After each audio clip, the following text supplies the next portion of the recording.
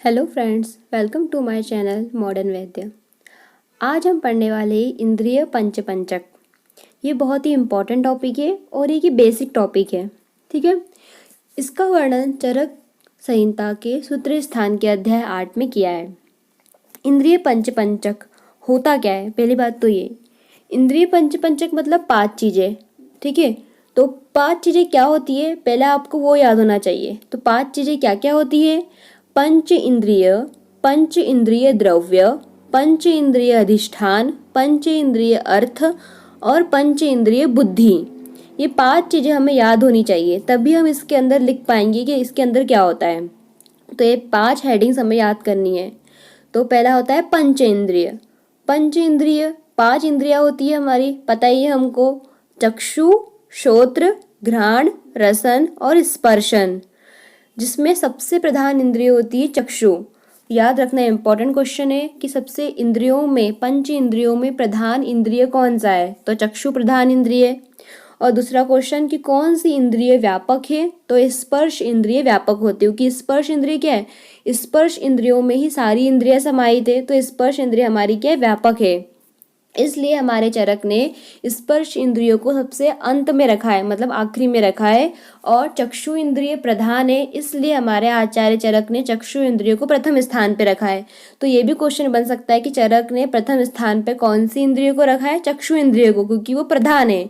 और स्पर्श इंद्रिय व्यापक है, तो उसे अंत में रखा है। पंच इंद्रिय द्रव्य, चक्षु प्रधान है तो ज्योति मतलब अग्नि महाभूत होगा इसमें। श्रोत्र में आकाश महाभूत, ख मतलब होता है आकाश। घ्राण में भू पृथ्वी महाभूत।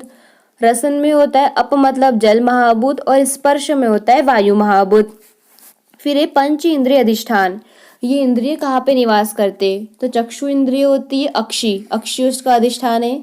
श्रोत्र का है कर्ण, हमारे दोनों कान। घ्राण का है नासा, नाक हमारी। रसन का है जीभ और स्पर्श की होती है त्वचा।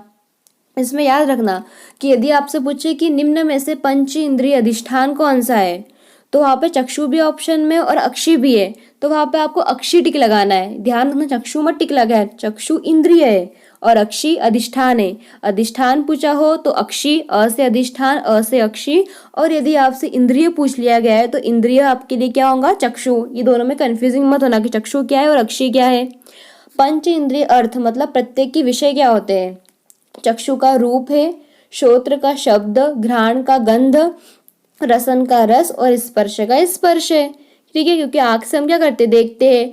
नाक से हम लोग सूंघते हैं, कान से सुनते हैं। जीवा से हम लोग रस का जो भी टेस्ट है उसको हम लोग लेते हैं। और स्पर्श मतलब त्वचा से हम क्या करते हैं? स्पर्श को सहन करते हैं। तो ये उनकी विषय है, वो क्या काम कर रही है। फिर आता है पंच इंद्रिय बुद्धि, इंपॉर्टेंट है। बुद्धि कब डेवलप होंगी? जब हमारे मन, इंद्रिय, आत्मा इन सब का सहयोग होता है ना, तो हमारी बुद्धि उत्पन्न होती है। तो बुद्धि के भी 2 भेद करे गए, इंपॉर्टेंट है कि बुद्धि को क्या कहा गया है? क्षणिक और निश्चयात्मिका। ये इंपॉर्टेंट क्वेश्चन है। किसको क्षणिक और निश्चयात्मिका बोलते? किसके भेद है ये? पंच इंद्रिय बुद्धि के भेद है। अब यहाँ पे जो आपने इंद्रियों के नाम याद किए थे, उन्हीं इंद्रियों के नाम क्या आ गया? बुद्धि लगा दो तो वो आपकी पंचेंद्रिय बुद्धि हो जाएंगी। चक्षु बुद्धि, श्रोत्र बुद्धि, घ्राण बुद्धि, रसन बुद्धि, स्पर्शन बुद्धि। ये टॉपिक वेरी इंपॉर्टेंट है। ये BAMS एग्जाम में लिखने के लिए भी आता है क्वेश्चन की इंद्रिय पंचक को समझाइए। तो आप ये पूरा याद करो। पहले पंचक होता क्या है, वो टॉपिक्स आपको याद होने चाहिए। यदि आपको ऊपर की हेडिंग्स याद हो गई तो आप उसके अंदर समझ में आ गया आपको एक बार, तो आप लोग लिख सकते हो।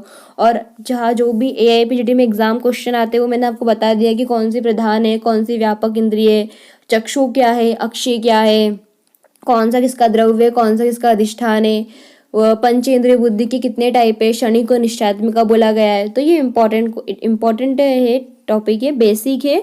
तो इसलिए आपको ध्यान देना है टॉपिक को भी। यदि आपको मेरी वीडियो पसंद आई है तो लाइक करें और शेयर करें और सब्सक्राइब करें। यदि आपको कोई डाउट है तो आप कमेंट करके मुझसे पूछ सकते हैं। Okay, thank you friends.